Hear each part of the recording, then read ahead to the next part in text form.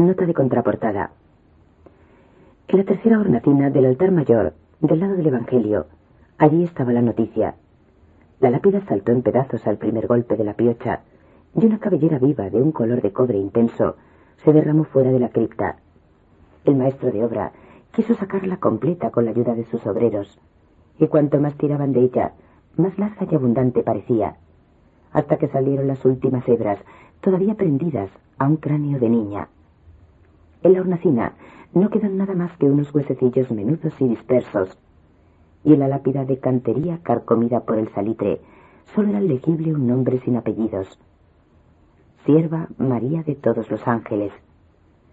Extendida en el suelo, la cabellera espléndida medía 22 metros con 11 centímetros. Fin de la contraportada. El índice detallado con señales acústicas en avance rápido era al final de cada una de las cintas. Para Carmen Balcells, bañada en lágrimas. Parece que los cabellos han de resucitar mucho menos que las otras partes del cuerpo. Tomás de Aquino, de la integridad de los cuerpos resucitados. Cuestión 80, capítulo 5. El 26 de octubre de 1949 no fue un día de grandes noticias. El maestro Clemente Manuel Zavala, jefe de redacción del diario donde hacía mis primeras letras de reportero, terminó la reunión de la mañana con 2 o 3 sugerencias de rutina. No encomendó una tarea concreta a ningún redactor. Minutos después se enteró por teléfono de que estaban vaciando las criptas funerarias del antiguo convento de Santa Clara, y me ordenó sin ilusiones: date una vuelta por allá a ver qué se te ocurre. El histórico convento de las Clarisas, convertido en hospital desde hacía un siglo, iba a ser vendido para construir en su lugar un hotel de 5 estrellas. Su preciosa capilla estaba casi a la intemperie por el derrumbe paulatino del tejado, pero en sus criptas permanecían enterradas 3 generaciones de obispos y abadesas y otras gentes principales. El primer paso era desocuparlas, entregar los restos a quienes los reclamaran y tirar el saldo en la fosa común. Me sorprendió el primitivismo del método. Los obreros destapaban las fosas a piocha y azadón, sacaban los ataúdes podridos que se desbarataban con solo moverlos y separaban los huesos del mazacote de polvo con jirones de ropa y cabellos marchitos.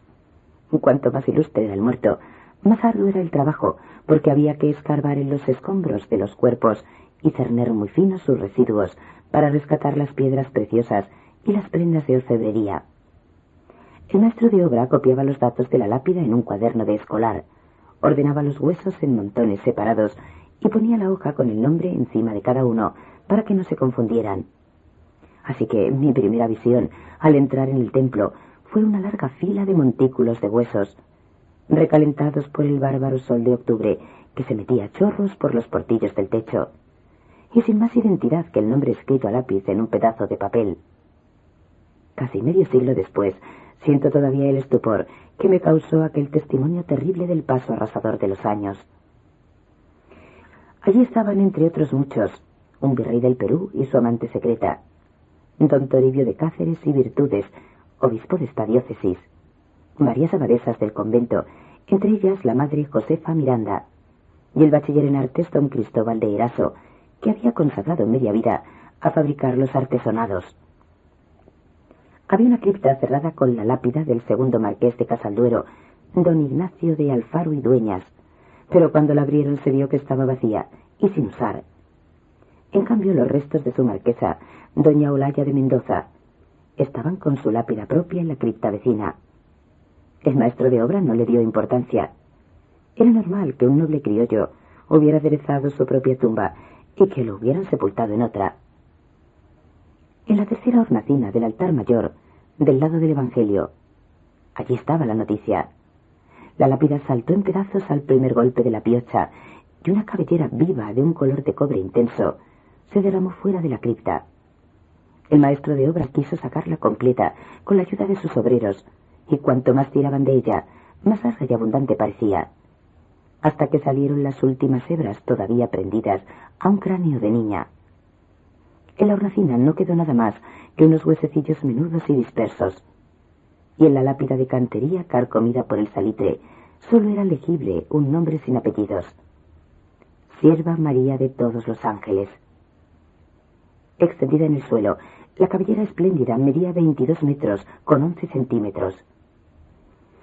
El maestro de obra me explicó sin asombro que el cabello humano crecía 1 centímetro por mes hasta después de la muerte, y 22 metros le parecieron un buen promedio para 200 años. A mí, en cambio, no me pareció tan trivial, porque mi abuela me contaba de niño la leyenda de una marquesita de 12 años, cuya cabellera le arrastraba como una cola de novia, que había muerto del mal de rabia por el mordisco de un perro, y era venerada en los pueblos del Caribe por sus muchos milagros. La idea de que esa tumba pudiera ser la suya fue mi noticia de aquel día, y el origen de este libro. Gabriel García Márquez, Cartagena de Indias, 1994.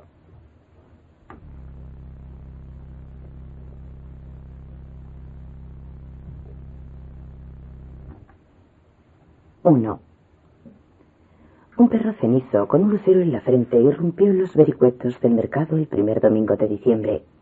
Revolcó mesas de fritangas, desbarató tenderetes de indios y toldos de lotería, y de paso mordió a 4 personas que se le atravesaron en el camino. 3 eran esclavos negros. La otra fue Sierva María de todos los ángeles, hija única del marqués de Casalduero, que había ido con una sirvienta mulata a comprar una ristra de cascabeles para la fiesta de sus 12 años. Tenían instrucciones de no pasar del portal de los mercaderes, pero la criada se aventuró hasta el puente levadizo del arrabal de Getsemaní, atraída por la bulla del puerto negrero, donde estaban rematando un cargamento de esclavos de Guinea. El barco de la Compañía Gaditana de Negros era esperado con alarma desde hacía una semana, por haber sufrido a bordo una mortandad inexplicable. Tratando de esconderla, habían echado al agua los cadáveres sin lastre. El mar de leva los sacó a flote y amanecieron en la playa desfigurados por la hinchazón y con una rara coloración solferina. La nave fue anclada en las afueras de la bahía por el temor de que fuera un brote de alguna peste africana, hasta que comprobaron que había sido un envenenamiento con fiambres manidos. A la hora en que el perro pasó por el mercado ya habían rematado la carga sobreviviente, devaluada por su pésimo estado de salud, y estaban tratando de compensar las pérdidas con una sola pieza que valía por todas.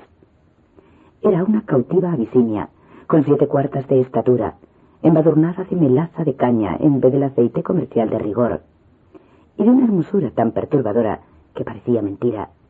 Tenía la nariz afilada, el cráneo acalabazado, los ojos oblicuos, los dientes intactos y el porte equívoco de un gladiador romano. No la erraron en el corralón, ni cantaron su edad ni su estado de salud, sino que la pusieron en venta por su sola belleza. El precio que el gobernador pagó por ella, sin regateos y de contado, fue el de su peso en oro. Era asunto de todos los días que los perros sin dueño mordieran a alguien mientras andaban correteando gatos o peleándose con los gallinazos por la mortecina de la calle, y más en los tiempos de abundancias y muchedumbres en que la flota de galeones pasaba para la feria de Portobelo. 4 o 5 mordidos en un mismo día no le quitaban el sueño a nadie, y menos con una herida como la de Sierva María, que apenas se alcanzaba a notársele en el tobillo izquierdo. Así que la criada no se alarmó. Ella misma le hizo a la niña una cura de limón y azufre y le lavó la mancha de sangre de los pollerines, y nadie siguió pensando en nada más que en el jolgorio de sus 12 años. Bernarda Cabrera, madre de la niña y esposa sin títulos del marqués de Casalduero, se había tomado aquella madrugada una purga dramática. 7 granos de antimonio en un vaso de azúcar rosada. Había sido una mestiza brava de la llamada aristocracia de mostrador, seductora, rapaz, parrandera, y con una avidez de vientre para saciar un cuartel.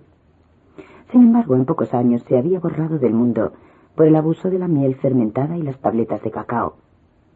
Los ojos gitanos se le apagaron, se le acabó el ingenio, obraba sangre y arrojaba bilis, y el antiguo cuerpo de sirena se le volvió hinchado y cobrizo, como el de un muerto de 3 días, y despedía unas ventosidades explosivas y pestilentes que asustaban a los mastines. Apenas si salía de la alcoba, y aún entonces andaba a la cordobana, o con un balandrán de sargas sin nada debajo, que la hacía parecer más desnuda que sin nada encima. Había hecho 7 cámaras mayores cuando regresó la criada que acompañó a Sierva María, y no le habló del mordisco del perro. En cambio, le comentó el escándalo del puerto por el negocio de la esclava. Si es tan bella como dicen, puede ser Abisinia, dijo Bernarda. Pero aunque fuera la reina de Saba, no le parecía posible que alguien la comprara por su peso en oro. Querrán decir en pesos oro, dijo. No, le aclararon. Tanto oro cuanto pesa la negra. Una esclava de 7 cuartas no pesa menos de 120 libras, dijo Bernarda. Y no hay mujer, ni negra ni blanca, que valga 120 libras de oro, a no ser que cague diamantes. Nadie había sido más astuto que ella en el comercio de esclavos, y sabía que si el gobernador había comprado a la Abisinia, no debía de ser para algo tan sublime como servir en su cocina. En esas estaba, cuando oyó las primeras chirimías y los petardos de fiesta, y enseguida el alboroto de los mastines enjaulados. Salió al huerto de naranjos para ver qué pasaba.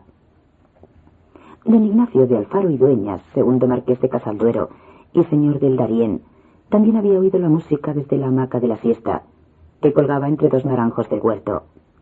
Era un hombre fúnebre, de la cáscara amarga, y de una palidez de lirio por la sangría que le hacían los murciélagos durante el sueño. Usaba una chilaba de beduino para andar por casa y un bonete de Toledo que aumentaba su aire de desamparo. Al ver a la esposa, como Dios la echó al mundo, se anticipó a preguntarle: ¿qué músicas son esas? No sé, dijo ella. ¿A cómo estamos? El marqués no lo sabía. Debió de sentirse de veras muy inquieto para preguntárselo a su esposa, y ella debía de estar muy aliviada de su bilis para haberle contestado sin un sarcasmo. Se había sentado en la hamaca, intrigado, cuando se repitieron los petardos. «¡Santo cielo!», exclamó. «¿A cómo estamos?». La casa colindaba con el manicomio de mujeres de la Divina Pastora. Alborotadas por la música y los cohetes, las reclusas se habían asomado a la terraza que daba sobre el huerto de los naranjos, y celebraban cada explosión con ovaciones. El marqués les preguntó a gritos que dónde era la fiesta, y ellas lo sacaron de dudas. Era 7 de diciembre, día de San Ambrosio, obispo, y la música y la pólvora tronaban en el patio de los esclavos en honor de Sierva María. El marqués se dio una palmada en la frente. «Claro», dijo. «¿Cuántos cumple?». «12», dijo Bernarda. «Apenas 12», dijo él tendido otra vez en la hamaca. «¡Ah, qué vida tan lenta!». La casa había sido el orgullo de la ciudad hasta principios del siglo. Ahora estaba arruinada y lóbrega, y parecía en estado de mudanza por los grandes espacios vacíos y las muchas cosas fuera de lugar. En los salones se conservaban todavía los pisos de mármoles ajedrezados, de algunas lámparas de lágrimas con colgajos de telaraña. Los aposentos que se mantenían vivos eran frescos en cualquier tiempo por el espesor de los muros de cal y canto y los muchos años de encierro, y más aún por las brisas de diciembre que se filtraban silbando por las rendijas. Todo estaba saturado por el relente opresivo de la desidia y las tinieblas. Lo único que quedaba de las ínfulas señoriales del primer marqués eran los 5 mastines de presa que guardaban las noches. El fragoroso patio de los esclavos, donde se celebraban los cumpleaños de Sierva María, había sido otra ciudad dentro de la ciudad en los tiempos del primer marqués. Siguió siendo así con el heredero mientras duró el tráfico torcido de esclavos y de harina que Bernarda manejaba con la mano izquierda desde el trapiche de Mahatés. Ahora todo esplendor pertenecía al pasado. Bernarda estaba extinguida por su vicio insaciable, y el patio reducido a 2 barracas de madera con techos de palma amarga, donde acabaron de consumirse los últimos saldos de la grandeza. Dominga de Adviento, una negra de ley que gobernó la casa con puño de fierro hasta la víspera de su muerte, era el enlace entre aquellos 2 mundos. Alta y ósea, de una inteligencia casi clarividente, era ella quien había criado a Sierva María. Se había hecho católica sin renunciar a su fe yoruba, y practicaba ambas a la vez, sin orden ni concierto. Su alma estaba en sana paz, decía, porque lo que le faltaba en una, lo encontraba en la otra. Era también el único ser humano que tenía autoridad para mediar entre el marqués y su esposa, y ambos la complacían. Solo ella sacaba a escobazos a los esclavos cuando los encontraba en descalabros de sodomía o fornicando con mujeres cambiadas en los aposentos vacíos. Pero desde que ella murió, se escapaban de las barracas huyendo de los calores del mediodía y andaban tirados por los suelos en cualquier rincón, raspando el cucayo de los calderos de arroz para comérselo o jugando al macuco y a la taravilla en la fresca de los corredores. En aquel mundo opresivo en el que nadie era libre, Sierva María lo era. Solo ella y solo allí. De modo que era allí donde se celebraba la fiesta, en su verdadera casa y con su verdadera familia. No podía concebirse un bailongo más taciturno en medio de tanta música, con los esclavos propios y algunos de otras casas de distinción que aportaban lo que podían. La niña se mostraba como era. Bailaba con más gracia y más brío que los africanos de nación. Cantaba con voces distintas de la suya en las diversas lenguas de África, o con voces de pájaros y animales que los desconcertaban a ellos mismos. Por orden de Dominga de Adviento, las esclavas más jóvenes le pintaban la cara con negro de humo. Le colgaron collares de santería sobre el escapulario del bautismo y le cuidaban la cabellera que nunca le cortaron y que le habría estorbado para caminar, de no ser por las trenzas de muchas vueltas que le hacían a diario. Empezaba a florecer en una encrucijada de fuerzas contrarias. Tenía muy poco de la madre. Del padre, en cambio, tenía el cuerpo escuálido, la timidez irredimible, la piel lívida, los ojos de un azul taciturno y el cobre puro de la cabellera radiante. Su modo de ser era tan sigiloso que parecía una criatura invisible. Asustada con tan extraña condición, la madre le colgaba un cencerro en el puño para no perder su rumbo en la penumbra de la casa. 2 días después de la fiesta y casi por descuido, la criada le contó a Bernarda que a Sierva María le había mordido un perro. Bernarda lo pensó mientras tomaba antes de acostarse su 6º baño caliente con jabones fragantes, y cuando regresó al dormitorio ya lo había olvidado. No volvió a recordarlo hasta la noche siguiente, porque los mastines estuvieron ladrando sin causa hasta el amanecer, y temió que estuvieran arrabiados. Entonces fue con la palmatoria a las barracas del patio, y encontró a Sierva María dormida en la hamaca de palmiche indio, que heredó de Dominga de Adviento. Como la criada no le había dicho dónde fue el mordisco, le levantó la sayuela y la examinó palmo a palmo, siguiendo con la luz la trenza de penitencia que tenía enroscada en el cuerpo como una cola de león. Al final encontró el mordisco, un desgarrón en el tobillo izquierdo, ya con su costra de sangre seca, y unas excoriaciones apenas visibles en el calcañal. No eran pocos ni triviales los casos de mal de rabia en la historia de la ciudad. El de más estruendo fue el de un gorgotero que andaba por las veredas con un mico amaestrado, cuyas maneras se distinguían poco de las humanas. El animal contrajo la rabia durante el sitio naval de los ingleses, mordió al amo en la cara y escapó a los cerros vecinos. Al desdichado saltimbanco lo mataron a garrote limpio en medio de unas alucinaciones pavorosas que las madres seguían cantando muchos años después en coplas callejeras para asustar a los niños. Antes de 2 semanas una horda de macacos luciferinos descendió de los montes a pleno día. Hicieron estragos en porquerizas y gallineros e irrumpieron en la catedral aullando y ahogándose en espumarajos de sangre, mientras se celebraba el Te Deum por la derrota de la escuadra inglesa. Sin embargo, los dramas más terribles no pasaban a la historia, pues ocurrían entre la población negra, donde escamoteaban a los mordidos para tratarlos con magias africanas en los palenques de cimarrones.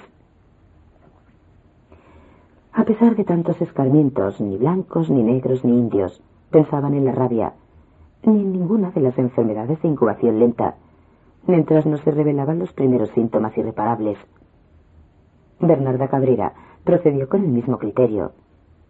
Pensaba que las fabulaciones de los esclavos iban más rápido y más lejos que las de los cristianos y que hasta un simple mordisco de perro podía causar un daño a la honra de la familia.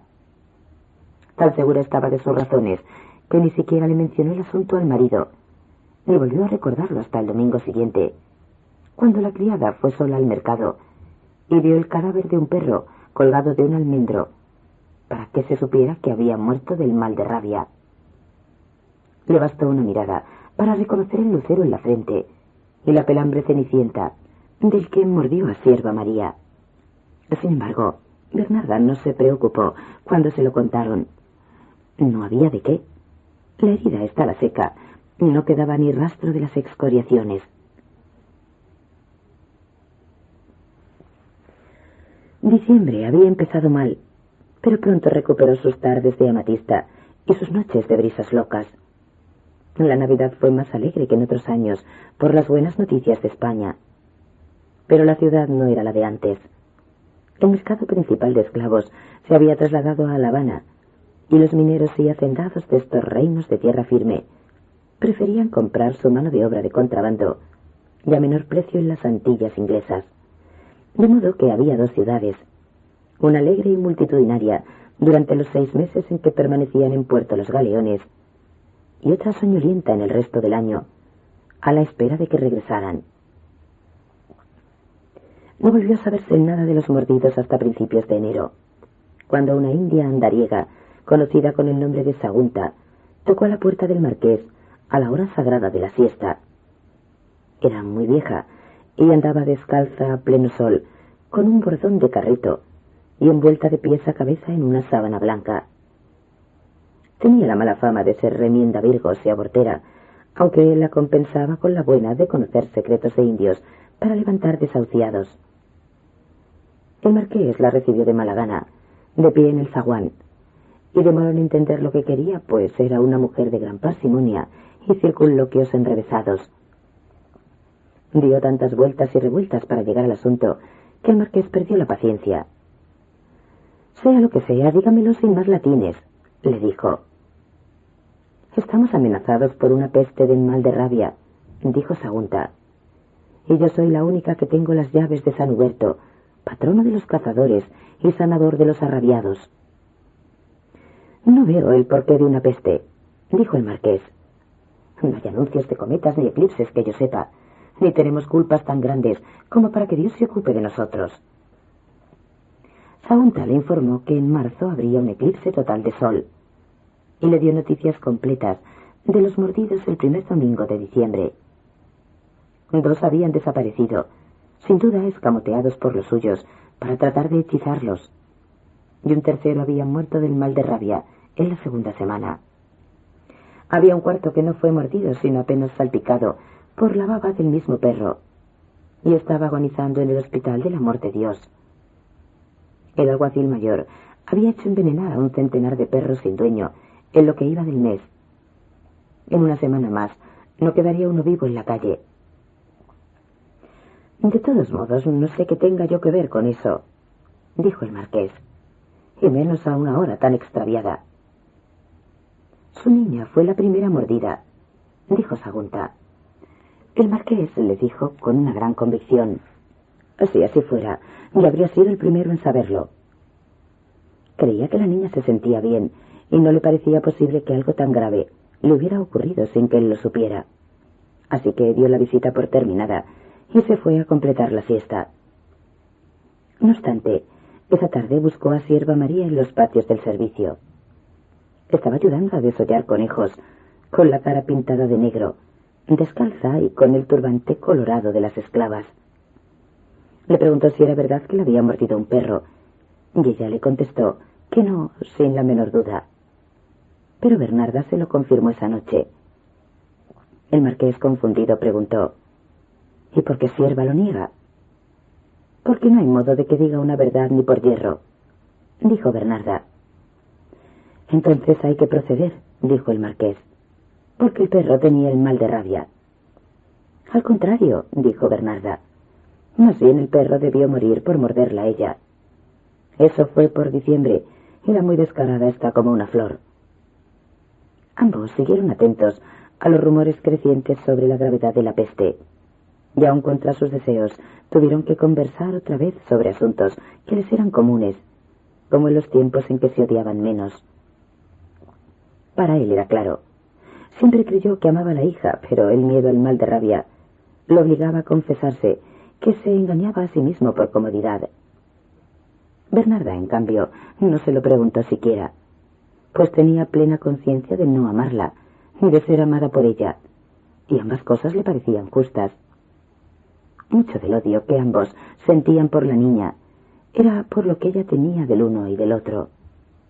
Sin embargo, Bernarda estaba dispuesta a hacer la farsa de las lágrimas y a guardar un luto de madre adolorida por preservar su honra, con la condición de que la muerte de la niña fuera por una causa digna. No importa cuál, precisó, siempre que no sea una enfermedad de perro. El marqués comprendió en ese instante, como una deflagración celestial, cuál era el sentido de su vida. La niña no se va a morir, dijo resuelto, pero si tiene que morir, ha de ser de lo que Dios disponga. El martes fue al Hospital del Amor de Dios en el Cerro de San Lázaro para ver al arrabiado de que le habló Sagunta. No fue consciente de que su carroza de crespones mortuorios iba a ser vista como un síntoma más de las desgracias que se estaban incubando, pues hacía muchos años que no salía de su casa, sino en las grandes ocasiones, y hacía otros muchos que no había ocasiones más grandes que las infaustas. La ciudad estaba sumergida en su marasmo de siglos, pero no faltó quien vislumbrara el rostro macilento, los ojos fugaces del caballero incierto, con sus tafetanes de luto, cuya carroza abandonó el recinto amurallado y se dirigió a campo traviesa, hacia el cerro de San Lázaro. En el hospital, los leprosos tirados en los pisos de ladrillos lo vieron entrar con sus trancos de muerto y le cerraron el paso para pedirle una limosna. En el pabellón de los furiosos continuos, amarrado a un poste, estaba el arrabiado. Era un mulato viejo, con la cabeza y la barba algodonadas. Estaba ya paralizado de medio cuerpo, pero la rabia le había infundido tanta fuerza en la otra mitad que debieron amarrarlo para que no se despedazara contra las paredes. Su relato no dejaba dudas de que lo había mordido el mismo perro ceniciento del lucero blanco que mordió a Sierva María, y lo había babeado en efecto, aunque no sobre la piel sana, sino en una úlcera crónica que tenía en la pantorrilla. Esa precisión no fue bastante para tranquilizar al marqués, que abandonó el hospital horrorizado por la visión del moribundo y sin una luz de esperanza para Sierva María. Cuando volvía a la ciudad por la cornisa del cerro, encontró a un hombre de gran apariencia sentado en una piedra del camino junto a su caballo muerto. El marqués hizo detener el coche, y solo cuando el hombre se puso de pie, reconoció al licenciado Abrenuncio de Sá Pereira Cao, el médico más notable y controvertido de la ciudad. Era idéntico al rey de bastos. Llevaba un sombrero de alas grandes para el sol, botas de montar y la capa negra de los libertos letrados. Saludó al marqués con una ceremonia poco usual. «Benedictus qui venit in nomine veritatis», dijo. Su caballo no había resistido de bajada la misma cuesta que había subido al trote, y se le reventó el corazón. Neptuno, el cochero del marqués, trató de ensencillarlo. El dueño lo disuadió. «¿Para qué quiero sillas si no tendré a quien ensillar?», dijo. «Déjela que se pudra con él». El cochero tuvo que ayudarlo a subir en la carroza por su corpulencia pueril, y el marqués le hizo la distinción de sentarlo a su derecha. Abrenuncio pensaba en el caballo. «Es como si se me hubiera muerto la mitad del cuerpo», suspiró. «Nada es tan fácil de resolver como la muerte de un caballo», dijo el marqués. Abrenuncio se animó. «Este era distinto», dijo. «Si tuviera los medios, lo haría sepultar en tierra sagrada». Miró al marqués en espera de su reacción y terminó. «En octubre cumplió 100 años». «No hay caballo que viva tanto», dijo el marqués. «Puedo probarlo», dijo el médico. Servía los martes en el Amor de Dios, ayudando a los leprosos enfermos de otros males. Había sido alumno esclarecido del licenciado Juan Méndez Nieto, otro judío portugués emigrado al Caribe por la persecución en España, y había heredado su mala fama de nigromante y deslenguado, pero nadie ponía en duda su sabiduría. Sus pleitos con los otros médicos, que no perdonaban sus aciertos inverosímiles ni sus métodos insólitos, eran constantes y sangrientos. Había inventado una píldora de una vez al año que afinaba el tono de la salud y alargaba la vida, pero causaba tales trastornos del juicio en los primeros 3 días que nadie más que él se arriesgaba a tomarla. En otros tiempos solía tocar el arpa a la cabecera de los enfermos para sedarlos con cierta música compuesta a propósito. No practicaba la cirugía, que siempre consideró un arte inferior de dómines y barberos, y su especialidad terrorífica era predecir a los enfermos el día y la hora de la muerte. Sin embargo, tanto su buena fama como la mala se sustentaban en lo mismo. Se decía, y nadie lo desmintió nunca, que había resucitado a un muerto. A pesar de su experiencia, Abrenuncio estaba conmovido por el arrabiado. El cuerpo humano no está hecho para los años que uno podría vivir, dijo. El marqués no perdió una palabra de su disertación minuciosa y colorida, y solo habló cuando el médico no tuvo más que decir. ¿Qué se puede hacer con ese pobre hombre?, preguntó. Matarlo, dijo Abrenuncio. El marqués lo miró espantado. Al menos es lo que haríamos si fuéramos buenos cristianos, prosiguió el médico impasible. Y no se asombre, señor. Hay más cristianos buenos de los que uno cree. Se refería en realidad a los cristianos pobres de cualquier color, en los arrabales y en el campo, que tenían el coraje de echar un veneno en la comida de sus arrabiados, para evitarles el espanto de las postrimerías. A fines del siglo anterior, una familia entera se tomó la sopa envenenada, porque ninguno tuvo corazón para envenenar solo a un niño de 5 años. Se supone que los médicos no sabemos que esas cosas suceden, concluyó Abrenuncio. Y no es así, pero carecemos de autoridad moral para respaldarlas. A cambio de eso, hacemos con los moribundos lo que usted acaba de ver. Los encomendamos a San Huberto y los amarramos a un poste para que puedan agonizar peor y por más tiempo. ¿No hay otro recurso?, preguntó el marqués. Después de los primeros insultos de la rabia no hay ninguno, dijo el médico. Habló de tratados alegres que la consideraban como enfermedad curable, con base en fórmulas diversas: la hepática terrestre, el cinabrio, el almizcle, el mercurio argentino, el annagalis flore purpúreo. Pamplinas, dijo. Lo que pasa es que a unos les da la rabia y a otros no. Y es fácil decir que a los que no les dio fue por las medicinas. Buscó los ojos del marqués para asegurarse de que seguía despierto y concluyó. ¿Por qué tiene tanto interés? Por piedad, mintió el marqués. Contempló desde la ventana el mar aletargado por el tercio de las 4 y se dio cuenta con el corazón oprimido de que habían vuelto las golondrinas. Aún no se alzaba la brisa. Un grupo de niños trataba de cazar a pedradas un alcatraz extraviado en una playa cenagosa, y el marqués lo siguió en su vuelo fugitivo hasta que se perdió entre las cúpulas radiantes de la ciudad fortificada. La carroza entró en el recinto de las murallas por la puerta de tierra de la media luna, y Abrenuncio guió al cochero hasta su casa a través del bullicioso arrabal de los artesanos. No fue fácil. Neptuno era mayor de 70 años y además indeciso y corto de vista, y estaba acostumbrado a que el caballo siguiera solo por las calles que conocía mejor que él. Cuando dieron por fin con la casa, Abrenuncio se despidió en la puerta con una sentencia de Horacio. No sé latín, se excusó el marqués. Ni falta que le hace, dijo Abrenuncio. Y lo dijo en latín, por supuesto. El marqués quedó tan impresionado que su primer acto al volver a casa fue el más raro de su vida. Le ordenó a Neptuno que recogiera el caballo muerto en el cerro de San Lázaro y lo enterrara en tierra sagrada, y que muy temprano al día siguiente le mandara a Abrenuncio el mejor caballo de su establo.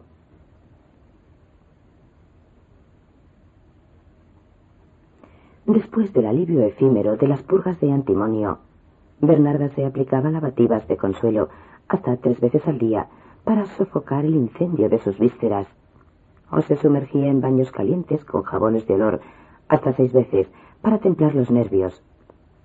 Nada le quedaba entonces de lo que fue de recién casada, cuando concebía aventuras comerciales que sacaba adelante con una certidumbre de adivina. Tales eran sus logros, hasta la mala tarde en que conoció a Judas Iscariote y se la llevó la desgracia. Lo había encontrado por casualidad en una corraleja de ferias, peleándose a manos limpias, casi desnudo y sin ninguna protección, contra un toro de lidia. Era tan hermoso y temerario que no pudo olvidarlo. Días después volvió a verlo en una cumbiamba de carnaval, a la que ella asistía disfrazada de pordiosera con antifaz y rodeada por sus esclavas, vestidas de marquesas con gargantillas y pulseras y zarcillos de oro y piedras preciosas. Judas estaba en el centro de un círculo de curiosos, bailando con la que le pagara, y habían tenido que poner orden para calmar las ansias de las pretendientas. Bernarda le preguntó cuánto costaba. Judas le contestó bailando: «medio real». Bernarda se quitó el antifaz. «Lo que te pregunto es cuánto cuestas de por vida», le dijo. Judas vio que a cara descubierta no era tan pordiosera como parecía. Soltó la pareja y se acercó a ella, caminando con ínfulas de grumete, para que se le notara el precio. 500 pesos oro, dijo. Ella lo midió con un ojo de tasadora rejugada. Era enorme, con piel de foca, torso ondulado, caderas estrechas y piernas espigadas, y con unas manos plácidas que negaban su oficio. Bernarda calculó: «Mides 8 cuartas, más 3 pulgadas», dijo él. Bernarda le hizo bajar la cabeza al alcance de ella para examinarle la dentadura, y la perturbó el hálito de amoníaco de sus axilas. Los dientes estaban completos, sanos y bien alineados. «Tu amo debe estar loco si cree que alguien te va a comprar a precio de caballo», dijo Bernarda. «Soy libre y me vendo yo mismo», contestó él, y remató con un cierto tono: «Señora». «Marquesa», dijo ella. Él le hizo una reverencia de cortesano que la dejó sin aliento, y lo compró por la mitad de sus pretensiones. Solo por el placer de la vista, según dijo. A cambio le respetó su condición de libre y el tiempo para seguir con su toro de circo. Lo instaló en un cuarto cercano al suyo, que había sido del caballerango, y lo esperó desde la primera noche, desnuda y con la puerta desatrancada, segura de que él iría sin ser invitado. Pero tuvo que esperar 2 semanas sin dormir en paz por los ardores del cuerpo. En realidad, tan pronto como él supo quién era ella y vio la casa por dentro, recobró su distancia de esclavo. Sin embargo, cuando Bernarda había dejado de esperarlo y durmió con la sayuela y pasó la tranca en la puerta, él se metió por la ventana. La despertó el aire del cuarto, enrarecido por su grajo amoniacal. Sintió el resuello del minotauro buscando a tientas en la oscuridad, el fogaje del cuerpo encima de ella, las manos de presa que le agarraron la sayuela por el cuello y se la desgarraron en canal, mientras le roncaba en el oído: «puta, puta». Desde esa noche supo Bernarda que no quería hacer nada más de por vida. Se enloqueció por él. Se iban por las noches a los bailes de candil en los arrabales, él vestido de caballero con levita y sombrero redondo que Bernarda le compraba a su gusto, y ella disfrazada de cualquier cosa al principio, y después con su propia cara. Lo bañó en oro con cadenas, anillos y pulseras, y le hizo incrustar diamantes en los dientes. Creyó morir cuando se dio cuenta de que se acostaba con todas las que encontraba a su paso, pero al final se conformó con las sobras.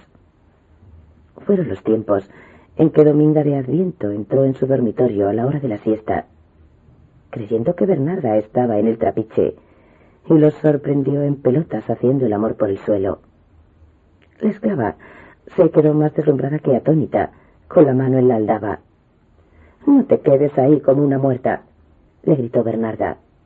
«O te vas, o te revuelcas aquí con nosotros». Dominga de Adviento se fue con un portazo que le sonó a Bernarda como una bofetada. Ella la convocó esa noche y la amenazó con castigos atroces por cualquier comentario que hiciera de lo que había visto. No se preocupe, Blanca, le dijo la esclava. Usted puede prohibirme lo que quiera, y yo le cumplo. Y concluyó: lo malo es que no puede prohibirme lo que pienso. Si el marqués lo supo, se hizo bien el desentendido. A fin de cuentas, Sierva María era lo único que le quedaba en común con la esposa. Y no la tenía como hija suya, sino solo de ella. Bernarda, por su parte, ni siquiera lo pensaba. Tan olvidada la tenía que de regreso de una de sus largas temporadas en el Trapiche, la confundió con otra por lo grande y distinta que estaba. La llamó, la examinó, la interrogó sobre su vida, pero no obtuvo de ella una palabra. Eres idéntica a tu padre, le dijo. Un engendro.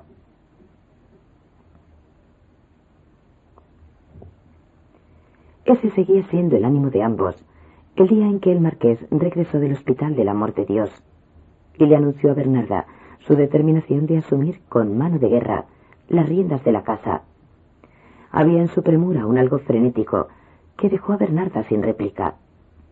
Lo primero que hizo fue devolverle a la niña el dormitorio de su abuela, la marquesa, de donde Bernarda la había sacado para que durmiera con los esclavos.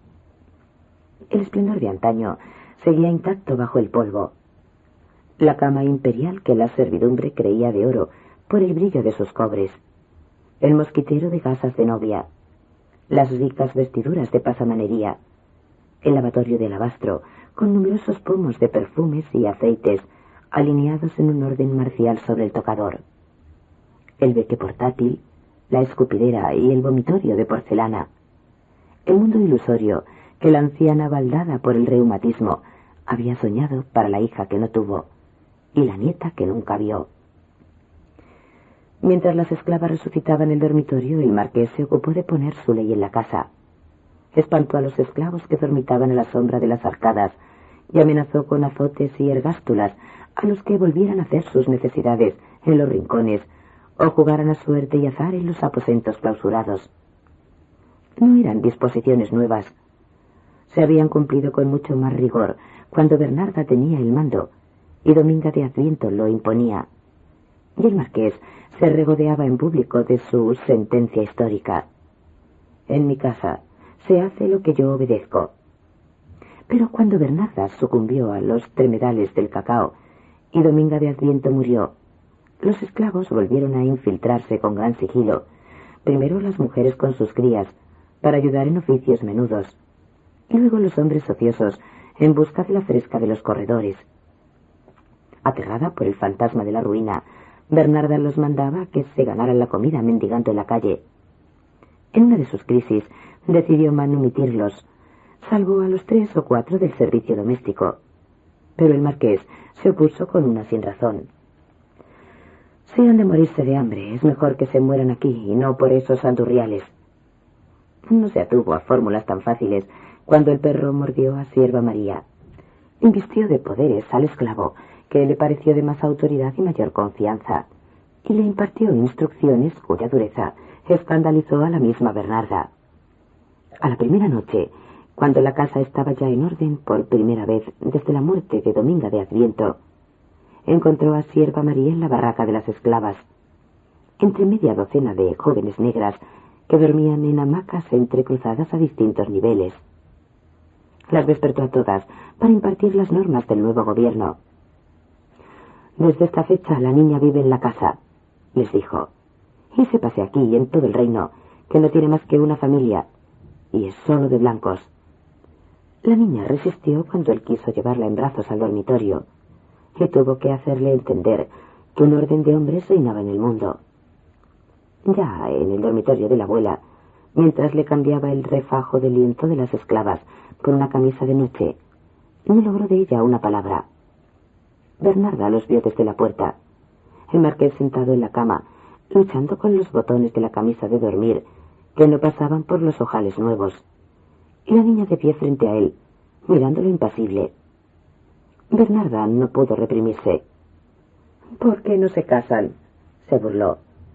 Y como el marqués no le hizo caso, dijo más: «No sería un mal negocio parir marquesitas criollas con patas de gallina para venderlas a los circos». Algo había cambiado también en ella. A pesar de la ferocidad de la risa, su rostro parecía menos amargo, y había en el fondo de su perfidia un sedimento de compasión que el marqués no advirtió. Tan pronto como la sintió lejos, le dijo a la niña: «Es una gorrina». Le pareció percibir en ella una chispa de interés. «¿Sabes lo que es una gorrina?», le preguntó, ávido de una respuesta. Sierva María no se la concedió. Se dejó acostar en la cama, se dejó acomodar la cabeza en las almohadas de plumas, se dejó cubrir hasta las rodillas con la sábana de hilo olorosa al cedro del arcón, sin hacerle la caridad de una mirada. Él sintió un temblor de conciencia. «¿Rezas antes de dormir?». La niña no lo miró siquiera. Se acomodó en posición fetal, por el hábito de la hamaca, y se durmió sin despedirse.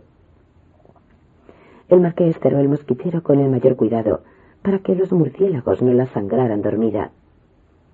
Iban a ser las 10, y el coro de las locas era insoportable en la casa redimida por la expulsión de los esclavos. El marqués soltó los mastines, que salieron en estampida hacia el dormitorio de la abuela, olfateando las rendijas de las puertas con latidos acesantes. El marqués les rascó la cabeza con la yema de los dedos y los calmó con la buena noticia. «Es sierva, que desde esta noche vive con nosotros». Durmió poco y mal, por las locas que cantaron hasta las 2. Lo primero que hizo al levantarse con los primeros gallos fue ir al cuarto de la niña, y no estaba allí, sino en el galpón de las esclavas. La que dormía más cerca despertó asustada. «Vino sola, señor», dijo antes de que él le preguntara nada. «Ni siquiera me di cuenta». El marqués sabía que era cierto. Indagó cuál de ellas acompañaba a sierva María cuando la mordió el perro. La única mulata, que se llamaba Caridad del Cobre, se identificó tiritando de miedo. El marqués la tranquilizó. «Encárgate de ella como si fueras Dominga de Adviento», le dijo. Le explicó sus deberes, le advirtió que no la perdiera de vista ni un momento, y la tratara con afecto y comprensión, pero sin complacencias. Lo más importante era que no traspasara la cerca de espinos que haría construir entre el patio de los esclavos y el resto de la casa. En la mañana al despertar, y la noche antes de dormir, debía darle un informe completo, sin que él se lo preguntara. «Fíjate bien lo que haces y cómo lo haces», concluyó. «Has de ser la única responsable de que estas mis órdenes se cumplan».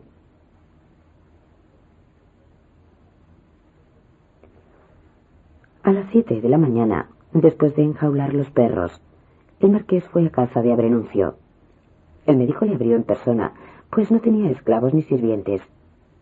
El marqués se hizo a sí mismo el reproche que creía merecer.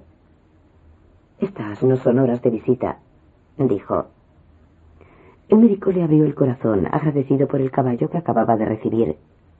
Lo llevó por el patio hasta el cobertizo de una antigua herrería, de la que no quedaban sino los escombros de la fragua. El hermoso alazán de 2 años, lejos de sus querencias, parecía azogado.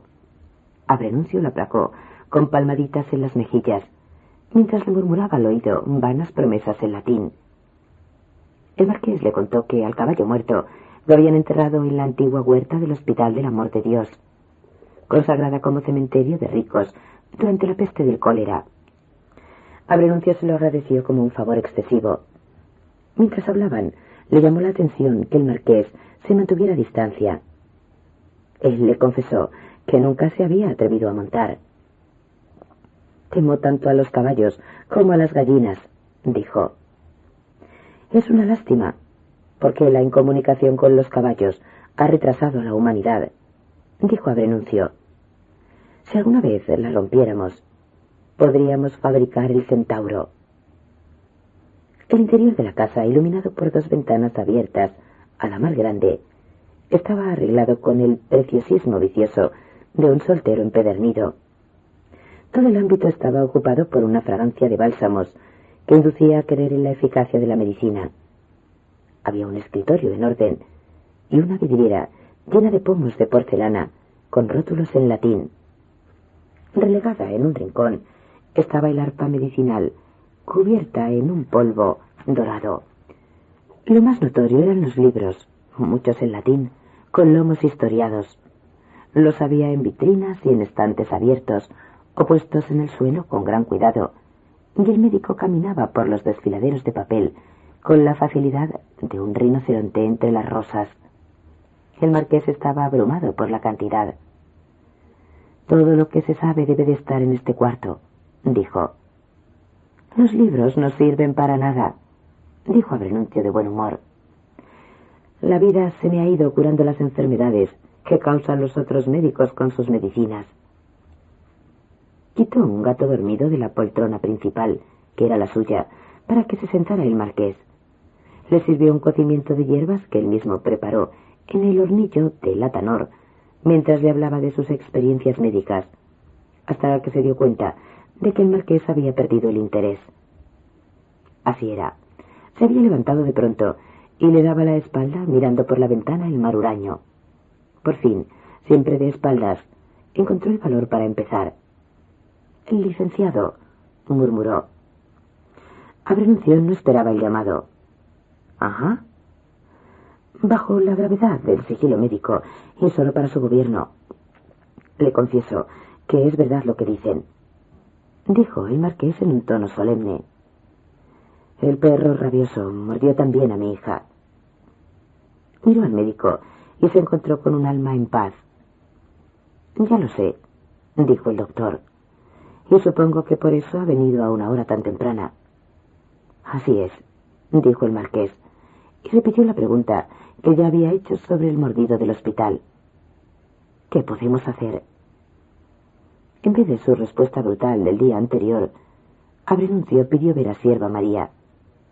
Era eso lo que el marqués quería pedirle, así que estaban de acuerdo, y el coche los esperaba en la puerta. Cuando llegaron a la casa, el marqués encontró a Bernarda, sentada al tocador, peinándose para nadie con la coquetería de los años lejanos en que hicieron el amor por última vez, y que él había borrado de su memoria. El cuarto estaba saturado de la fragancia primaveral de sus jabones. Ella vio al marido en el espejo y le dijo sin acidez: «¿Quiénes somos para andar regalando caballos?» El marqués la eludió. Cogió de la cama revuelta la túnica de diario, se la tiró encima a Bernarda y le ordenó sin compasión: «Vístase, que aquí está el médico». «Oh, Dios me libre», dijo ella. «No es para usted, aunque buena falta le hace», dijo él. «Es para la niña». «No le servirá de nada», dijo ella. «O se muere o no se muere. No hay de otra». Pero la curiosidad pudo más. «¿Quién es?» «Abrenuncio», dijo el marqués. Bernarda se escandalizó. Prefería morirse como estaba, sola y desnuda, antes que poner su honra en manos de un judío agazapado. Había sido médico en casa de sus padres y lo habían repudiado porque propalaba el estado de los pacientes para magnificar sus diagnósticos. El marqués la enfrentó. «Aunque usted no lo quiera y aunque yo lo quiera menos, usted es su madre», dijo. «Es por ese derecho sagrado que le pido dar fe del examen». «Por mí hagan lo que les dé la gana», dijo Bernarda. «Yo estoy muerta». Al contrario de lo que podía esperarse, la niña se sometió sin remilgos a una exploración minuciosa de su cuerpo, con la curiosidad con que hubiera observado un juguete de cuerda. «Los médicos vemos con las manos», le dijo Abrenuncio. La niña, divertida, le sonrió por primera vez. Las evidencias de su buena salud estaban a la vista, pues a pesar de su aire desvalido, tenía un cuerpo armonioso, cubierto de un vello dorado casi invisible, y con los primeros retoños de una floración feliz. Tenía los dientes perfectos, los ojos clarividentes, los pies reposados, las manos sabias, y cada hebra de su cabello era el preludio de una larga vida. Contestó de buen ánimo y con mucho dominio el interrogatorio insidioso, y había que conocerla demasiado para descubrir que ninguna respuesta era verdad. Solo se puso tensa cuando el médico encontró la cicatriz ínfima en el tobillo.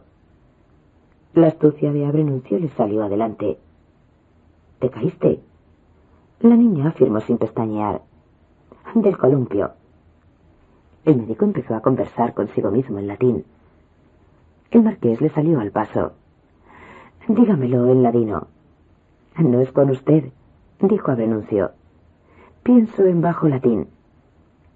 Sierva María estaba encantada con las artimañas de Abrenuncio, hasta que éste le puso la oreja en el pecho para auscultarla. El corazón le daba tumbos azorados, y la piel soltó un rocío lívido y glacial, con un recóndito olor de cebollas. Al terminar, el médico le dio una palmadita cariñosa en la mejilla. «Eres muy valiente», le dijo. Ya a solas con el marqués, le comentó que la niña sabía que el perro tenía mal de rabia. El marqués no entendió. «Le ha dicho muchos embustes», dijo, «pero ese no». «No fue ella, señor», dijo el médico. «Me lo dijo su corazón. Era como una ranita enjaulada». El marqués se demoró en el recuento de otras mentiras sorprendentes de la hija, no con disgusto, sino con un cierto orgullo de padre. «Quizás vaya a ser poeta», dijo. Abrenuncio no admitió que la mentira fuera una condición de las artes. «Cuanto más transparente es la escritura, más se ve la poesía», dijo. Lo único que no pudo interpretar fue el olor de cebollas en el sudor de la niña. Como no sabía de ninguna relación entre cualquier olor y el mal de rabia, lo descartó como síntoma de nada. Caridad del Cobre le reveló más tarde al marqués que Sierva María se había entregado en secreto a las ciencias de los esclavos, que la hacían masticar emplasto de manajú y la encerraban desnuda en la bodega de cebollas para desvirtuar el maleficio del perro.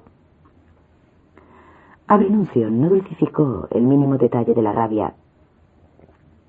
Los primeros insultos son más graves y rápidos, cuanto más profundo sea el mordisco y cuanto más cercano al cerebro, dijo. Recordó el caso de un paciente suyo que murió al cabo de 5 años, pero quedó la duda de si no habría sufrido un contagio posterior que pasó inadvertido. La cicatrización rápida no quería decir nada. Al cabo de un tiempo imprevisible, la cicatriz podía hincharse, abrirse de nuevo y supurar. La agonía llegaba a ser tan espantosa que era mejor la muerte. Lo único lícito que podía hacerse entonces era apelar al Hospital del Amor de Dios, donde tenían senegaleses diestros en el manejo de herejes y energúmenos enfurecidos. De no ser así, el marqués en persona tendría que asumir la condena de mantener a la niña encadenada en la cama hasta morir. En la ya larga historia de la humanidad, concluyó, ningún hidrofóbico ha vivido para contarlo. El marqués decidió que no habría una cruz, por pesada que fuera, que no estuviera resuelto a cargar. De modo que la niña moriría en su casa. El médico lo premió con una mirada que más parecía de lástima que de respeto. No podía esperarse menos grandeza de su parte, señor, le dijo, y no dudo de que su alma tendrá el temple para soportarlo. Insistió una vez más en que el pronóstico no era alarmante. La herida estaba lejos del área de mayor riesgo, y nadie recordaba que hubiera sangrado. Lo más probable era que Sierva María no contrajera la rabia. ¿Y mientras tanto? Preguntó el marqués. Mientras tanto, dijo Abrenuncio, tóquenle música, llenen la casa de flores, hagan cantar los pájaros, llévenla a ver los atardeceres en el mar, denle todo lo que pueda hacerla feliz. Se despidió con un voleo del sombrero en el aire y la sentencia latina de rigor, pero esta vez la tradujo en honor del marqués. No hay medicina que cure lo que no cura la felicidad.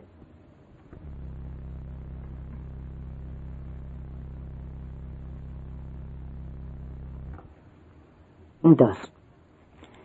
Nunca se supo cómo había llegado el marqués a semejante estado de desidia, ni por qué mantuvo un matrimonio tan mal avenido cuando tenía la vida resuelta para una viudez apacible. Habría podido ser lo que hubiera querido, por el poder desmesurado del primer marqués, su padre, caballero de la Orden de Santiago, negrero de horca y cuchillo, y maestre de campos sin corazón, a quien el rey su señor no escatimó honores y prebendas, ni castigó injusticias. Ignacio, el heredero único, no daba señales de nada. Creció con signos ciertos de retraso mental.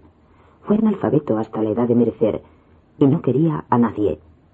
El primer síntoma de vida que se le conoció a los 20 años fue que estaba de amores y en disposición de casarse con una de las reclusas de la Divina Pastora, cuyos cantos y gritos arrullaron su infancia. Se llamaba Dulce Olivia. Era hija única en una familia de talabarteros de reyes y había tenido que aprender el arte de hacer sillas, de montar, para que no se extinguiera con ella una tradición de casi 2 siglos. A esa rara intromisión en un oficio de hombres se atribuyó el que hubiera perdido el juicio, y de tan mala manera que costó trabajo enseñarla a que no se comiera sus propias miserias. Salvo por eso, habría sido un partido más que mejor para un marqués criollo de tan escasas luces. Dulce Olivia tenía un ingenio vivo y buen carácter, y no era fácil descubrir que estaba loca. Desde la primera vez que la vio, el joven Ignacio la distinguió en el tumulto de la terraza, y ese mismo día se entendieron por señas. Ella, cocotóloga insigne, le mandaba mensajes en palomitas de papel. Él aprendió a leer y escribir para corresponder con ella, y ese fue el principio de una pasión legítima que nadie quiso entender. Escandalizado, el primer marqués conminó al hijo a que hiciera un desmentido público. «No solo es cierto», le replicó Ignacio, «sino que tengo la licencia de ella para pedir su mano». Y ante el argumento de la locura, contestó con el suyo. «Ningún loco está loco si no se conforma con sus razones». El padre lo desterró en sus haciendas con un mandato de dueño y señor que él no se dignó utilizar. Fue una muerte en vida. Ignacio tenía terror de los animales, menos de las gallinas. Sin embargo, en las haciendas observó de cerca una gallina viva. Se la imaginó aumentada al tamaño de una vaca, y se dio cuenta de que era un endriago mucho más pavoroso que cualquier otro de la tierra o del agua.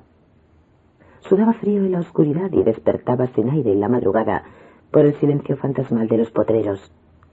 El mastín de presa, que velaba sin pestañear frente a su dormitorio, lo inquietaba más que los otros peligros. Él lo había dicho. Vivo, espantado de estar vivo. El destierro adquirió el talante lúgubre, la catadura sigilosa, la índole contemplativa, las maneras lánguidas, el habla despaciosa y una vocación mística que parecía condenarlo a una celda de clausura.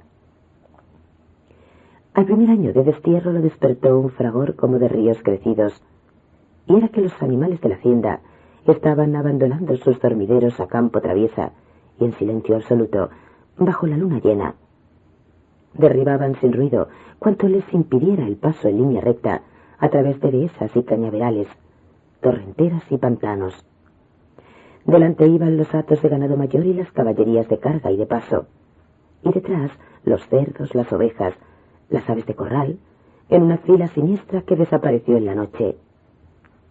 Hasta las aves de vuelo largo, incluidas las palomas, se fueron caminando. Solo el mastín de presa amaneció en su sitio de guardia frente al dormitorio del amo.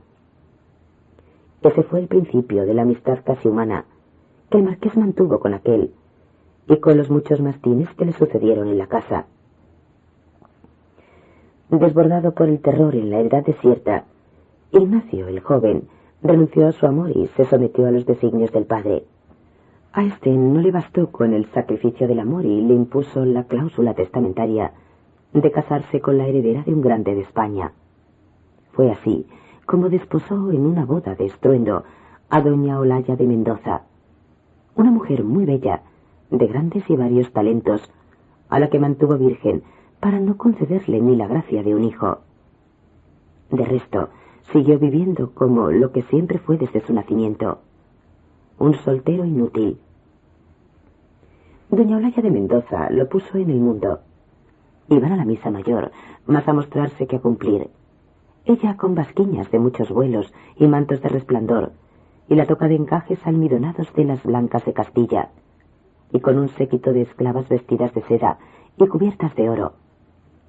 En vez de las chinelas de andar por casa que usaban en la iglesia, hasta las más remilgadas, llevaba botines altos de cordobán con adornos de perlas. Al contrario de otros principales que usaban pelucas anacrónicas y botones de esmeralda, el marqués vestía en cuerpo con ropas de algodón y birrete blando. Sin embargo, siempre asistió obligado a los actos públicos, porque nunca pudo vencer el espanto de la vida social. Doña Olalla había sido alumna de Scarlatti Domenico en Segovia y había obtenido con honores la licencia para enseñar música y canto en escuelas y conventos. Llegó de allá con un clavicordio en piezas sueltas que ella misma armó y diversos instrumentos de cuerda que tocaba y enseñaba a tocar con gran virtud. Formó un conjunto de novicias que santificó las tardes de la casa con los nuevos aires de Italia, de Francia, de España, y del cual llegó a decirse que estaba inspirado por la lírica del Espíritu Santo. El marqués parecía negado para la música. Se decía, al modo francés, que tenía manos de artista y oído de artillero. Pero desde el día en que desembalaron los instrumentos, se fijó en la tiorba italiana, por la rareza de su doble clavijero, el tamaño de su diapasón, el número de su encordadura y su voz nítida. Doña Olalla se empeñó en que la tocara tan bien como ella. Pasaban las mañanas cancaneando ejercicios bajo los árboles del huerto. Ella con paciencia y amor, y él con una tozudez de picapedrero, hasta que el madrigal arrepentido se les entregó sin dolor. La música mejoró tanto la armonía conyugal que doña Olalla se atrevió a dar el paso que le faltaba. Una noche de tormenta, tal vez fingiendo un miedo que no sentía, se fue a la recámara del marido intacto. «Soy dueña de la mitad de esta cama», le dijo, «y vengo por ella». Él se mantuvo en sus 13. Segura de convencerlo por la razón o por la fuerza, ella siguió en los suyos. La vida no les dio tiempo. Un 9 de noviembre estaban tocando a dúo bajo los naranjos, porque el aire era puro y el cielo alto y sin nubes, cuando un relámpago los cegó. Un estampido sísmico los sacó de quicio, y doña Olalla cayó fulminada por la centella.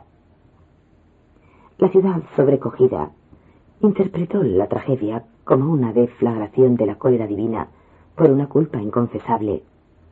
El marqués ordenó funerales de reina, en los cuales se mostró por primera vez con los tafetanes negros y la color macilenta que había de llevar hasta siempre. Al regreso del cementerio los sorprendió una nevada de palomitas de papel sobre los naranjos del huerto.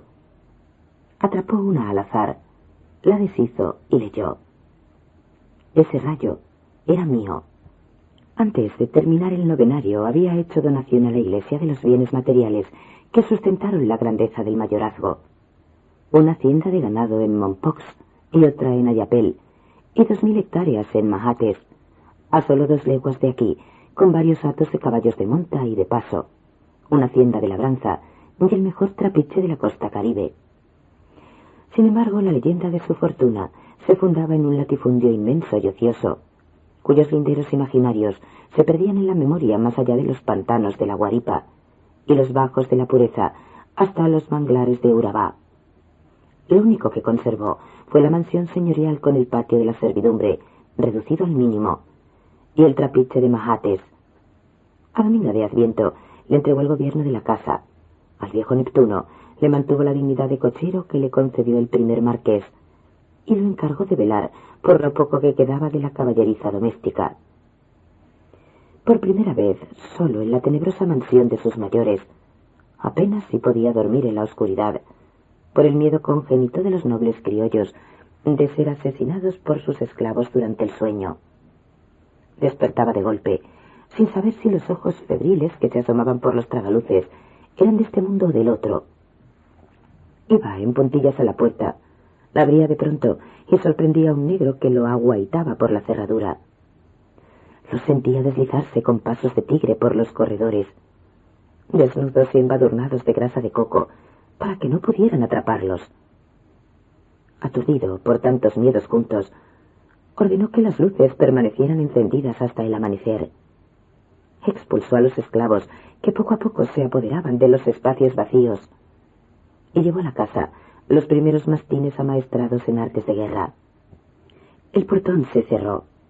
Relegaron los muebles franceses, cuyos terciopelos apestaban por la humedad.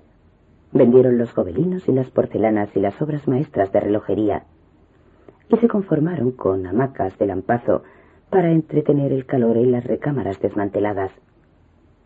El marqués no volvió a misa ni a retiros, ni llevó el palio del Santísimo en las procesiones, ni guardó fiestas, ni respetó cuaresmas, aunque siguió puntual en el pago de los tributos a la iglesia.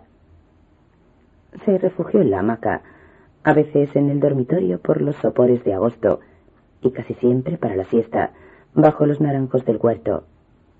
Las locas le tiraban sobras de cocina y le gritaban obscenidades tiernas. Pero cuando el gobierno le ofreció el favor de mudar el manicomio, se opuso por gratitud con ellas. Vencida por los desaires del pretendido, Dulce Olivia se consoló con la añoranza de lo que no fue. Se escapaba de la divina pastora por los portillos del huerto cada vez que podía. Amansó e hizo suyos los mastines de presa con cebos de buen amor y dedicaba sus horas de sueño a cuidar de la casa que nunca tuvo, a barrerla con escobas de albahaca para la buena suerte y a colgar ristras de ajos en los dormitorios para espantar a los mosquitos. Dominga de Adviento, cuya mano derecha no dejaba nada al azar, murió sin descubrir por qué los corredores amanecían más limpios de como anochecían, y las cosas que ordenaba de un modo amanecían de otro. Antes de cumplir un año de viudo, el marqués sorprendió por primera vez a Dulce Olivia fregando los trastos de cocina que le parecían mal tenidos por las esclavas. «No creí que te atrevieras a tanto», le dijo. «Porque sigues siendo el pobre diablo de siempre», le contestó ella. Así se reanudó una amistad prohibida que por lo menos una vez se pareció al amor. Hablaban hasta el amanecer, sin ilusiones ni despecho, como un viejo matrimonio condenado a la rutina. Creían ser felices y tal vez lo eran, hasta que uno de los dos decía una palabra de más o daba un paso de menos, y la noche se pudría en un pleito de vándalos que desmoralizaba los mastines. Todo volvía entonces al principio, y Dulce Olivia desaparecía de la casa por largo tiempo. A ella le confesó el marqués que su desprecio por las fortunas terrestres y los cambios de su modo de ser no habían sido por devoción, sino por el pavor que le causó la pérdida súbita de la fe, cuando vio el cuerpo de la esposa carbonizado por el rayo. Dulce Olivia se ofreció para consolarlo. Le prometió ser su esclava sumisa, tanto en la cocina como en la cama. Él no se rindió. «Nunca más me casaré», le juró. Antes de un año, sin embargo, se había casado a escondidas con Bernarda Cabrera, la hija de un antiguo capataz de su padre venido a más en el comercio de ultramarinos. Se habían conocido cuando éste la encargó de llevar a la casa los arenques en salmuera y las aceitunas negras, que eran la debilidad de doña Olaya, y cuando ella murió, siguió llevándoselas al marqués. Una tarde en que Bernarda lo encontró en la hamaca del huerto, le leyó el destino escrito a flor de piel en su mano izquierda. El marqués se impresionó tanto con sus aciertos que siguió llamándola a la hora de la siesta, aunque no tuviera nada que comprar. Pero pasaron 2 meses sin que él tomara la iniciativa de nada. Así que ella lo hizo por él. Lo acaballó en la hamaca por asalto y lo amordazó con las faldas de la chilaba que él llevaba puesta, hasta dejarlo exhausto. Entonces lo revivió con un ardor y una sabiduría que él no habría imaginado en los placeres desmirriados de sus amores solitarios, y lo despojó sin gloria de su virginidad. Él había cumplido 52 años y ella 23, pero la diferencia de edades era la menos perniciosa.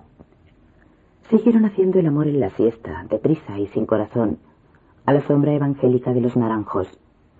Las locas los alentaban con canciones procaces desde las terrazas y celebraban sus triunfos con aplausos de estadio. Antes de que el marqués tomara conciencia de los riesgos que lo acechaban, Bernarda lo sacó del estupor con la novedad de que estaba encinta de 2 meses. Le recordó que no era negra, sino la hija de un indio ladino y blanca de Castilla, de modo que la única aguja para zurcir la honra era el matrimonio formal. Él le dio largas hasta que el padre de ella llamó al portón a la hora de la siesta, con un arcabuz arcaico en bandolera. Era de verba lenta y ademanes suaves, y le entregó el arma al marqués sin mirarlo a la cara. —¿Sabe qué es eso, señor marqués? —le preguntó. El marqués no sabía qué hacer con el arma en las manos. —¿Hasta dónde alcanza mi ciencia? Creo que es un arcabuz —dijo. Y preguntó de veras intrigado: —¿Para qué lo usa? —Para defenderme de los piratas, señor —dijo el indio, todavía sin mirarlo a la cara. —Ahora lo traigo, por si su merced me quiere hacer la gracia de matarme antes que yo lo mate. Lo miró a la cara. Tenía unos ojitos tristes y mudos, pero el marqués entendió lo que no le decían. Le devolvió el arcabuz y lo invitó a seguir adelante para celebrar el acuerdo. El párroco de la iglesia vecina ofició la boda 2 días después, con los padres de ella y los padrinos de ambos. Cuando terminaron, Sagunta apareció de donde nadie supo y coronó a los recién casados con las guirnaldas de la felicidad. Una mañana de lluvias tardías bajo el signo de Sagitario, nació Sietemesina y Mal, sierva María de todos los ángeles. Parecía un renacuajo descolorido, y el cordón umbilical enrollado en el cuello estaba a punto de estrangularla. —Es hembra —dijo la comadrona—, pero no vivirá. Fue entonces cuando Dominga de Adviento le prometió a sus santos que si le concedían la gracia de vivir, la niña no se cortaría el cabello hasta su noche de bodas. No bien lo había prometido cuando la niña rompió a llorar. Dominga de Adviento, jubilosa, cantó: «Será santa». El marqués, que la conoció ya lavada y vestida, fue menos clarividente. «Será puta», dijo, «si Dios le da vida y salud». La niña, hija de noble y plebeya, tuvo una infancia de expósita. La madre la odió desde que le dio de mamar por la única vez y se negó a tenerla con ella por temor de matarla. Dominga de Adviento la amamantó, la bautizó en Cristo y la consagró a Olokun, una deidad yoruba de sexo incierto, cuyo rostro se presume tan temible que solo se deja ver en sueños y siempre con una máscara. Traspuesta en el patio de los esclavos, Sierva María aprendió a bailar desde antes de hablar. Aprendió 3 lenguas africanas a un mismo tiempo, a beber sangre de gallo en ayunas y a deslizarse por entre los cristianos sin ser vista ni sentida, como un ser inmaterial. Dominga de Adviento la circundó de un corte jubilosa de esclavas negras, criadas mestizas, mandaderas indias, que la bañaban con aguas propicias, la purificaban con la verbena de Yemayá y le cuidaban como un rosal la rauda cabellera que a los 5 años le daba a la cintura. Poco a poco, las esclavas le habían ido colgando los collares de distintos dioses, hasta el número de 16. Bernarda había agarrado ya con mano firme el poder de la casa, mientras el marqués vegetaba en el huerto. Su primer empeño fue restablecer la fortuna repartida por el marido, escudada en los poderes del primer marqués. Este, en su tiempo, había obtenido licencias para vender 5.000 esclavos en 8 años, con el compromiso de importar al mismo tiempo 2 barriles de harina por cada uno. Con sus trápalas maestras y la venalidad de los aduaneros vendió la harina pactada, pero también vendió de contrabando 3.000 esclavos más, lo cual lo convirtió en el tratante individual más afortunado de su siglo. Fue a Bernarda a quien se le ocurrió que el buen negocio no eran los esclavos sino la harina, aunque el negocio grande en realidad era su increíble poder de persuasión. Con una sola licencia para importar 1.000 esclavos en 4 años y 3 barriles de harina por cada uno, hizo el agosto de su vida. Vendió los 1.000 negros convenidos, pero en vez de 3.000 barriles de harina importó 12.000. El más grande contrabando del siglo. La mitad del tiempo la pasaba entonces en el trapiche de Mahates, donde estableció el núcleo de sus asuntos por la cercanía del Río Grande de la Magdalena para el tráfico de todo con el interior del virreinato. A la casa del marqués llegaban noticias sueltas de su prosperidad, de la cual no rendía cuentas a nadie. En el tiempo que pasaba aquí, aun antes de las crisis, parecía otro mastín enjaulado. Dominga de Adviento lo dijo mejor. El culo no le cabía en el cuerpo. Sierva María ocupó por primera vez un lugar estable en la casa cuando murió su esclava, y arreglaron para ella el dormitorio espléndido donde vivió la primera marquesa. Le nombraron un preceptor que le impartió lecciones de español peninsular y nociones de aritmética y ciencias naturales. Trató de enseñarle a leer y escribir. Ella se negó, según dijo, porque no entendía las letras. Una maestra laica la inició en la apreciación de la música. La niña demostró interés y buen gusto, pero no tuvo paciencia para aprender ningún instrumento. La maestra renunció sobrecogida y dijo al despedirse del marqués: «No es que la niña sea negada para todo, es que no es de este mundo». Bernarda había querido apaciguar los propios rencores, pero muy pronto fue evidente que la culpa no era de la una ni de la otra, sino de la naturaleza de ambas. Vivía con el alma en un hilo, desde que creyó descubrir en la hija una cierta condición fantasmal. Temblaba solo de pensar en el instante en que miraba hacia atrás y se encontraba con los ojos inescrutables de la criatura lánguida, de los tules vaporosos y la cabellera silvestre que ya le daba a las corvas. «Niña», le gritaba, «te prohíbo que me mires así».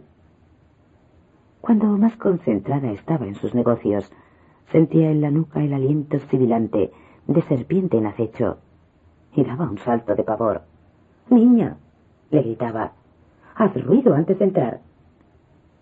Ella le aumentaba el susto con una retahíla en lengua yoruba. De noche era peor porque Bernarda despertaba de golpe con la sensación de que alguien la había tocado. Y era que la niña estaba a los pies de la cama, mirándola dormir. Fue inútil el intento de la esquila en el puño, porque el sigilo de Sierva María le impedía que sonara. «Lo único que esa criatura tiene de blanca es el color», decía la madre. Tan cierto era que la niña alternaba su nombre con otro nombre africano que se había inventado: María Mandinga. La relación hizo crisis una madrugada en que Bernarda despertó muerta de sed por los excesos del cacao y encontró una muñeca de Sierva María flotando en el fondo de la tinaja. No le pareció en realidad una simple muñeca flotando en el agua, sino algo pavoroso: una muñeca muerta. Convencida de que era un maleficio africano de Sierva María contra ella, resolvió que las dos no cabían en la casa. El marqués intentó una mediación tímida y ella lo frenó en seco: o ella o yo. De modo que Sierva María volvió al galpón de las esclavas, aun cuando su madre estaba en el trapiche. Seguía siendo tan hermética como cuando nació, y analfabeta absoluta. Pero Bernarda no estaba mejor. Había tratado de retener a Judas Iscariote, igualándose a él, y en menos de 2 años perdió el rumbo de los negocios y el de la vida misma. Lo disfrazaba de pirata nubio, de as de copas, de rey Melchor, y se lo llevaba a los arrabales, sobre todo cuando fondeaban los galeones y la ciudad se prendía en una parranda de medio año. Se improvisaban tabernas y burdeles en los extramuros para los comerciantes que venían de Lima, de Portobelo, de La Habana, de Veracruz, a la rebatiña de los géneros y mercancías de todo el mundo descubierto. Una noche, muerto de la borrachera en una cantina de galeotes, Judas se le acercó a Bernarda con gran misterio. «Abre la boca y cierra los ojos», le dijo. Ella lo hizo, y él le puso en la lengua una tableta del chocolate mágico de Oaxaca. Bernarda lo reconoció y lo escupió, pues desde niña tenía una aversión especial contra el cacao. Judas la convenció de que era una materia sagrada que alegraba la vida, aumentaba la fuerza física, levantaba el ánimo y fortalecía el sexo. Bernarda soltó una risa explosiva. «Si eso fuera así», dijo, «las monjitas de Santa Clara serían toros de lidia». Estaba ya cogida por la miel fermentada que consumía con sus amigas de escuela desde antes de casarse, y siguió consumiéndola no solo por la boca, sino por los 5 sentidos en el aire caliente del trapiche. Aquí finaliza la primera pista.